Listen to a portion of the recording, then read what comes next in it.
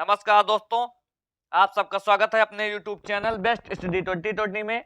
अगर आप किसी भी एग्जाम की तैयारी कर रहे हैं, चाहे यूपी पुलिस हो, शिक्षक भर्ती हो, एसएससी, एनडीए, रेलवे, कोई भी एग्जाम हो, या करंट अफेयर का वीडियो आपके लिए महत्वपूर्ण होने वाला है। अब हम अपने प्रश्न की ओर बढ़ते हैं।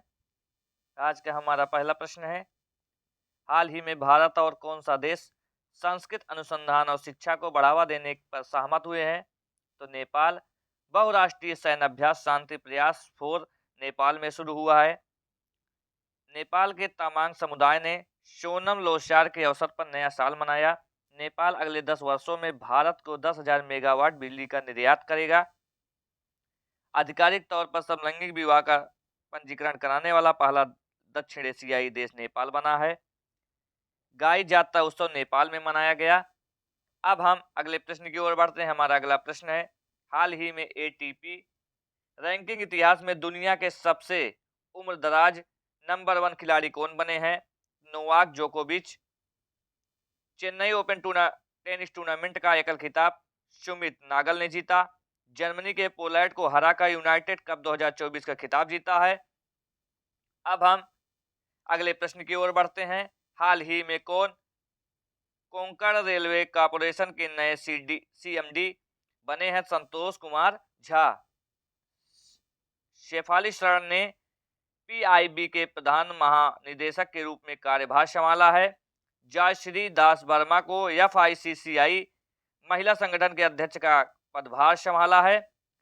एटीएमए के नए अध्यक्ष अर्नव बनर्जी बने हैं। एफआईएच एथलीट समिति के सह अध्यक्ष पीआर श्रीजेश बने हैं।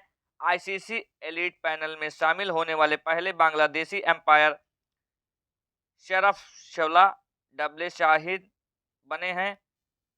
अब हम अगले प्रश्न की ओर बढ़ते हैं। हमारा अगला प्रश्न है, हाल ही में इलेक्ट्रॉनिक्स और मैकेनिक्स इंजीनियर्स 33वें महानिदेशक के रूप में किसने पदभार ग्रहण किया है?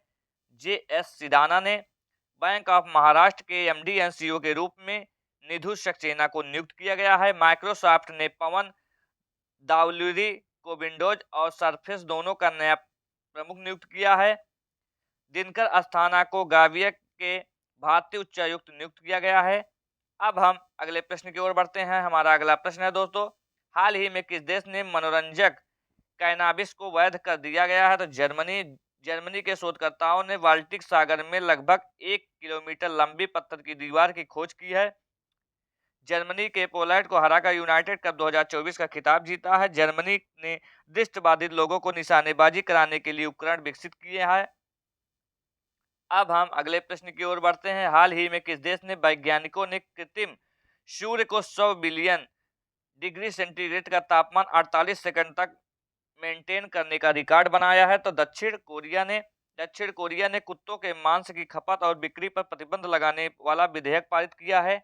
दक्षिण कोरिया दुनिया के सबसे बड़े चिप सेंटर का निर्माण करेगा।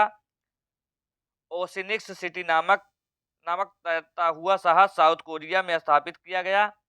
अब हम अगले प्रश्न की ओर बढ़ते हैं। हमारा अगला प्रश्न है, हाल ही में किस राज्य के राज्यपाल ने परमवीर चक्र उद्यान का उद्घाटन किया? तो तमिलनाडु सरकार ने परिवारों के उत्थान के लिए नीगल नलामा योजना शुरू की। तमिलनाडु के मुख्यमंत्री ने एक राष्ट्र एक चुनाव और परिसीमन प्रक्रिया के खिलाफ प्रस्ताव पारित किया।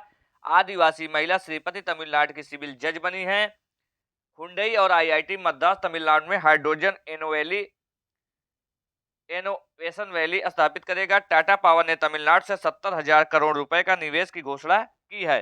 अब हम अगले प्रश्न की ओर बढ़ते हैं। हमारा अगला प्रश्न है, हाल ही में किसने एफआईएमएसई के नए अध्यक्ष के रूप में कार्यभार संभाला है? तो संदीप जैन संभाले हैं।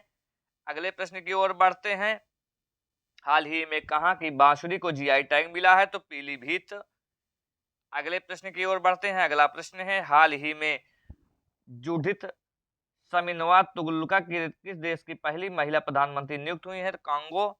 साइमन हैरिस आयरलैंड के सबसे युवा प्रधानमंत्री बने हैं।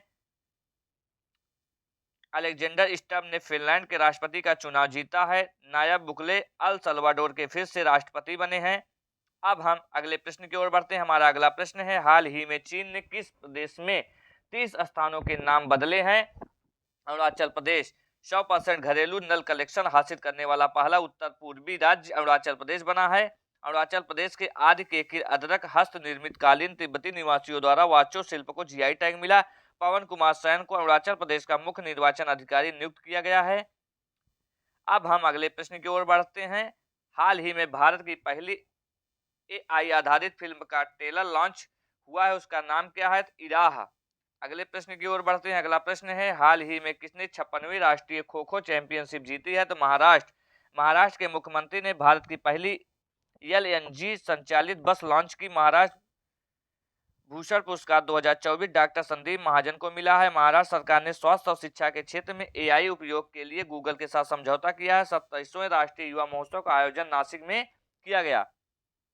अब हम अगले प्रश्न की ओर बढ़ते हैं। दोस्तों, आज का हमारा आखिरी प्रश्न होगा, हाल ही में मालदीव के बाद किस देश ने इंडिया आउट अभियान तेज हो गया है? तो बांग्लादेश के प्रधानमंत्री ने मुस्लिम देशों के लिए साझा मुद्रा की वकालत की है। बांग्लादेश में 2 दिवसीय नजरुल उत्सव शुरू हुआ है। खासी स्वतंत्रता सेनानी यू टिरोट सिंह की प्रतिमा का अनावरण ढाका में किया गया। बांग्लादेश ने अंडर 19 एशिया कप का खिताब जीता है। भारत और बांग्लादेश की नौसेना ने बोगो सागर 23 का आयोजन किया।